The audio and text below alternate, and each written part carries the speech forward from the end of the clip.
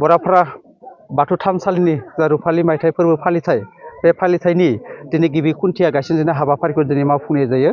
बे लेखायै जोङो गायसनगिरि हिसाबै जोङो आलासि महरै हांख्रायदोंमोन सुक्लाय सेरफां BPF नि मानाव गेदेर गाहाय नेहाथारि मानगोनां दिगन्त कुमार बेजबरुवा लोगोसे सुक्लाय सेरफां ब्लक BPF निनो मावफुं आफादगिरि मानगोनां बाबुल चन्द्र बर' बिथांमोना आरो लोगोसे बाहागो लायो जोंनि सानजा खोला बियाब दुलाराय बाथौ गौथुमनि आफादगिरि तामुलपुर जिल्ला दुलाराय बाथौ गौथुमनि दौरि आफादनि गाहाय नेहाथारि बिथांमोना लैहोर लैहोर फैना जोङो बाहागो लाफानानै जोंनि हाबाफारिखौ खुंनायाव मददथि होफैयो। आसा फारियो फैबाय थानाय मार्च दानाव खुंजानो गोनां सानब्रैनि मेहेरगोनां हाबाफारिजों जे मार्चनि 19, 20, 21, 22 खालाराव खुंजानो गोनां जे रुफाथि मायथाइ फोरबो बे फोरबोआव गरेस्वर हालामनि बाथौ सिबियारि लोगोसे जोंनि हालामनि गासै रायजो राजा बिथांमोना लैहोर लैहोर फैनानै जाहाथे जोंखौ मददथि होफैयो बेखौनो जोङो दिनैनि नोंथांमोननि चेनेलनि गेजेरजों जोङो मिजिंथिनाय थाबाय। बेयावनो खुलुमनायखौ बावहरग्रोनाय थाबाय। लोगोसेनो आङो गिबियावनो जा नैबे खौरां रादाब चेनेल बिथांमोना आंखौ दिनै नैबे समाव हरखाबनो दसे सम बुंनायनि खाबुखौ होदों। बिथांमोननिसिम आङो गिबियावनो बरायग्रोनानै लाग्रोनाय जाबाय। लोगोसेनो दिनैनि नैबे हरखाब हाबाफारियानो जाहैबाय जोंनिया फैगौ जि बराफारा सुबानि जानो गोनां रुफाथि मायथाइ फोरबो फालिथाय बे फालिथायनि गिबि खुन्थिया थुजेननाय हाबाफारिमोन। बे गिबि खुन्थिया थुजेननाय हाबाफारिया जोंनिया जानानै थांबाय दायो मोजाङैनो।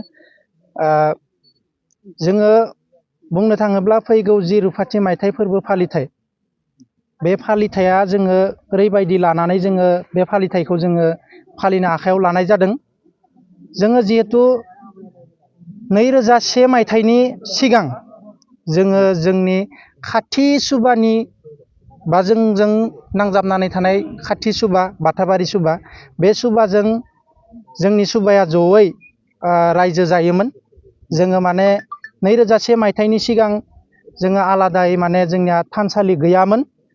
जिहेथु बे हिसाबै जोंनिया सुबायाबो बै समाव न'खरथामल'मोन 2001 मायथाइनि सिगां आरो जोंनिया बे न'खरथामल'बा जों न'खरथामजोंसो जोङो मोनसे आलादा सुबा जोङो जानो हाया बा आरो असम्भबबो नङा। जों न'खरथाम सुबाखौ लानानै जोङो सुबा मोनसे गायसननाया ओंखायनो जोङो बे खाथि सुबा जों बाथाबारि सुबाजों जोङो जयै रायजो जायोमोननो। जोंबो बारा मिथिया जों उन्दैसो नालाय दायो ओंखायनो दा जोंनि मिथिनाय बायदियाव आरो आं मिथिनाय खिनिखौसो बुंगोन दायो। बे हिसाबाव जोङो 2001 मायथाइनि मे दाननि 12 खालाराव जोङो बे बाथाबारि सुबाजों रायज्लायनानै जोङो बाथाबारि सुबानिफ्राय गावस्रानानै फैनाय जायो। जोङो फैनाय जायोबा बै समाव जोंहा बराफारा सुबायाव गासै 13 न'खर जाबायमोन। 13 न'खर जायोब्लाबो जोङो एसे फाइनेन्सनि खेथ्रआव जोंहा दुरबलखाय 2001 मायथाइयावनो जोङो थानसालिखौ लुफुंनो हायाखैमोन। बे हिसाबाव जोङो 2002 मायथाइयाव थानसालिखौ लुफुंनानै 2002 मायथाइनिफ्राय जोङो आलादायै माने थानसालि हिसाबै जोङो गायसननानै लानाय जादोंमोन।